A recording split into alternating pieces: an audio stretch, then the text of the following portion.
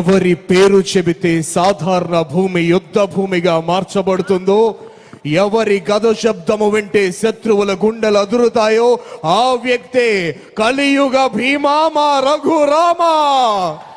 RRR గా మనందరికీ సుపరిచితులు విచ్చేశారు భీముని పాత్రలో.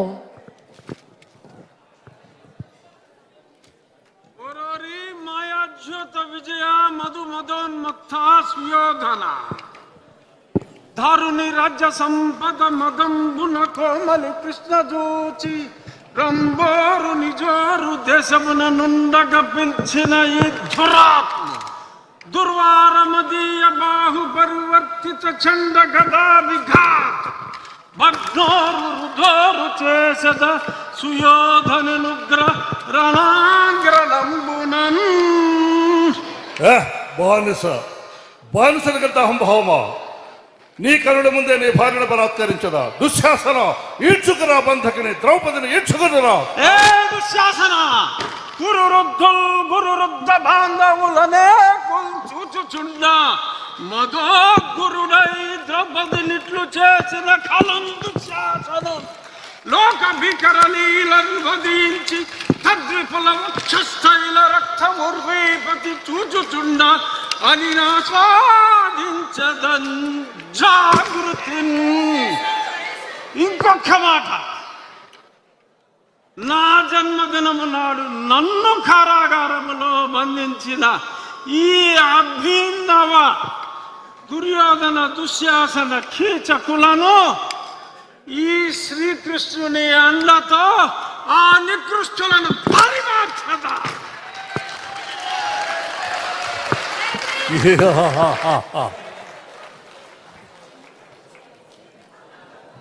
అన్యాయం జరిగిన చోట భీముడు ఏమాత్రం ఒప్పుకోడు. అపర భీముడు. RRR మన డిప్యూటీ స్పీకర్ రఘురామకృష్ణన్ రాజు గారు భీముని ఏకపాత్రాభినయం మరొక్కసారి గట్టిగా మనం కరతాళ ధ్వనిలో అందిద్దాం. అన్యాయాన్ని ఖండించే పాత్ర పోషించినటువంటి కలియుగ భీమా, మనందరి రఘురామ అన్న మాటల నిలువెత్తు నిదర్శనంగా నిలిచినటువంటి గదాసురుడు భీముని యొక్క పాత్ర పోషించినటువంటి రఘురామ కృష్ణరాజు గారికి హృదయపూర్వక ధన్యవాదాలు తెలియజేస్తున్నాను. ఈ నేల మా తల్లి, దానికి పన్ను అడిగే హక్కు మీకు లేదు. ధైర్యం ఉన్నవాడే రాజు, భయపడేవాడు దాసుడు. స్వేచ్ఛ కోసం పోరాడడం మా హక్కు. ఈ మాటలు వినగానే మనందరికీ తెలుసు ఆ పాత్ర మన కళ్ళ ముందు మెదులుతుంది. ఆ పాత్రతో మన ముందుకి రాబోతున్నారు. ఇంతకీ ఆ పాత్ర ఎందుకు కట్టాలు రసిస్తూ నారు పోసావా, నీరు పెట్టావా, కోత కోసావా, కుప్ప నూర్చావా అంటూ వస్తున్నాడు. అదిగో అతి భయంకరుడు కట్ట బ్రహ్మణ, అది వీర పాండ్య వంశాంకుర సింహ గర్జన అంటూ ముందుకు వస్తున్నారు ఆంధ్రప్రదేశ్ రాష్ట్ర టూరిజం మినిస్టర్ శ్రీ కందుల దుర్గేష్ గారు. ఆంధ్రప్రదేశ్ రాష్ట్ర సాంస్కృతిక పర్యాటక సినిమాటోగ్రఫీ శాఖ మార్చిలు గౌరవనీయులు శ్రీ కందుల దుర్గేష్ గారు. భారత స్వాతంత్ర పోరాట చరిత్ర ప్రపంచం చరిత్రలోని ఒక మహాద్ఘట్టం. ఆ ఉజ్వలోజ్వల పోరాట చరిత్రలో ఎందరో మహానుభావులు అడుగడుగున దర్శనమిస్తారు. భారత జాతికి స్వేచ్ఛ ప్రసాదించడానికి ఉరితాడును సైతం పూలమాలగా భావించిన వీరులలో ఎన్నదగిన వాడు వీర పాండ్య కట్ట బొమ్మన. దక్షిణ భారతదేశంలోని పాంచాల స్కురిచి అనే చిన్న సంస్థానాన్ని పరిపాలించేవాడు బొమ్మన. భారతదేశంలో విస్తరిస్తున్న ఆంగ్లేయుల అధికారానికి ఎదురు నిలిచి వీరోచితమైన పోరాటం చేశాడు. చివరికి పోరాటంలో కట్టబొమ్మన ఓడిపోయి తొండైమాన్ అనే స్నేహితుడి ఆశ్రయం కోరాడు. అతను నమ్మించి మోసం చేసి కట్టబొమ్మను ఆంగ్లేయులకు అప్పగించాడు. హైదరు కోటలో బ్యానర్ మ్యాన్ అనే ఆంగ్ల అధికారి విచారణ చేసి ఉరిశిక్ష విధించాడు కట్టబొమ్మనకు. అది 1799వ సంవత్సరం అక్టోబర్ 16వ తేదీ.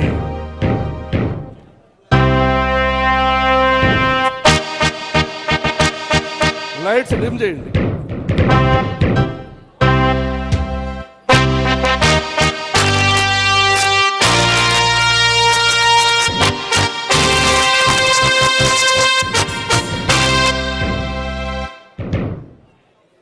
ఈ ఉరికంబం మీద అసువులు బాసి భారతమాత స్వేచ్ఛ స్వతంత్రాలని పరిరక్షించడానికి సిద్ధంగా ఉన్నాడు ఈ వీరపాండ్య కట్టబొమ్మన.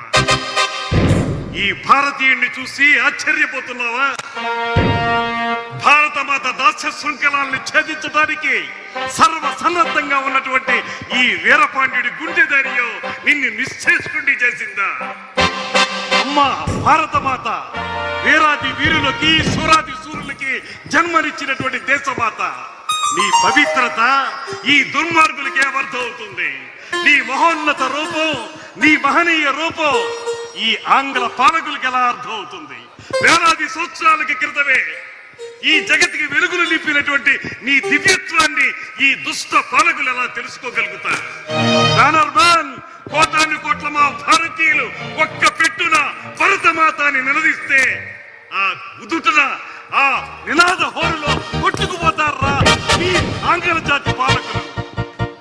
బ్యానర్మ్యాన్, సాగనివ్వు, ఇంకా సాగనివ్వు, నీ దుష్టత్వాన్ని సాగనివ్వు, నీ దుర్మార్గాన్ని కొనసాగనివ్వు. మేమే కాదు, ఈ భూమిలో వెళ్ళు గడ్డి కూడా విచ్చు కత్తులై మీ అడుగుల్ని ముందుకు పడనివ్వకుండా ఆపుతాయి.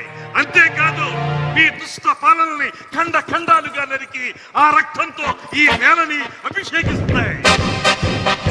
పాంచాల కురిచి వీరులారా, దేశ స్వాతంత్రం కోసం అసూలు బాసిన వీరాది వీరులారా, మీ సాహసం, మీ పరాక్రమం, మీ ధైర్యం, మీ అమోఘ త్యాగనిరతి ఏ రకంగా శ్లాఘించగలను? మీరందరూ చూపించిన పరాక్రమం ఏ రకంగా బహుకృతులు ఇవ్వగలను? అన్ని కోల్పోయి, సర్వస్వం కోల్పోయి కేవలం శృంఖలాబద్ధుడునై ఉరికంబో ఎక్కుతున్నటువంటి ఈ సందర్భంలో మీకు నివాళులర్పించడం తప్ప నేనేమి చేయగలను? సేనాని వీరయ్య దేవ, మీ యొక్క ప్రత్యేకత నన్ను పరవశింపజేస్తుంది. మహామంత్రి శివసుబ్రహ్మణ్యం పిళ్ళే గారు, మీకెలా వందనాలు సమర్పించగలను? దేవి జక్కమ్మ, వీర తిలకం దిద్ది యుద్ధ రంగానికి నన్ను సాగనంపినటువంటి దేవి, నిన్ను భార్యగా పొందిన నేనెంతటి అదృష్టవంతుణ్ణి. అమ్మా పాండ్యదాత్రి జక్కమ్మ, ఇలవేల్పు జక్కమ్మ, కుల దైవమైన కార్తికేయ, మీ అందరికీ ఇదే నా వందనాలు సమర్పించుకుంటున్నాను. ఓ మృత్యుదేవత, రా కౌగిలించుకో. ఈ దేశం కోసం వీర పాండ్యుడు వీరమరణం పొందడానికి సిద్ధంగా ఉన్నాడు. జై భరతమాత, జై భరతమాత, జై భరతమాత.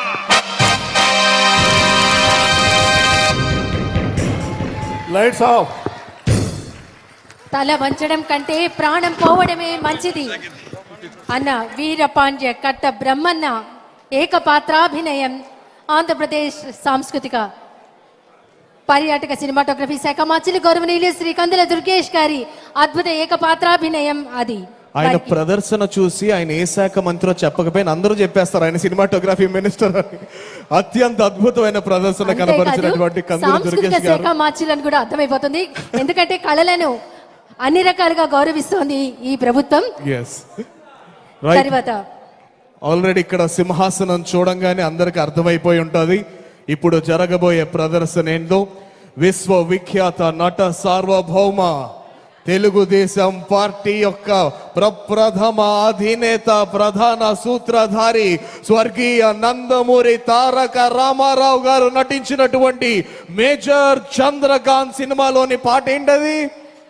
పుణ్యభూమి నా దేశం. జాలాది వారు రచించినటువంటి పుణ్యభూమి నా దేశం నమో నమామి అన్న ఆ పాటకి మన శాసన సభ్యులు తమదైన రీతిలో అద్భుతమైనటువంటి నటనతో ఈ సాంస్కృతిక శోభను మరింత పెంచేందుకు వేదిక మీదకు విచ్చేస్తున్నారు. తరాలు మారిన ఆ పాటలోని గర్వం మారదు. పండిత పామర వృద్ధ బాల తారతమ్యం లేకుండా తనువులోని అణువణువును రోమాంచితం చేసి దేశభక్తి గీతం పుణ్యభూమి నా దేశం నమో నమామి అనే గీతంతో అద్భుతమైన వైభవపేతమైన ప్రదర్శన గావించబోతున్నారు శాసన సభ్యులు. జాలాది వారి అద్భుత రచన ఆ గీతం మన ముందుకు విచ్చేస్తున్నారు శాసన సభ్యులు తమదైన నటనతో.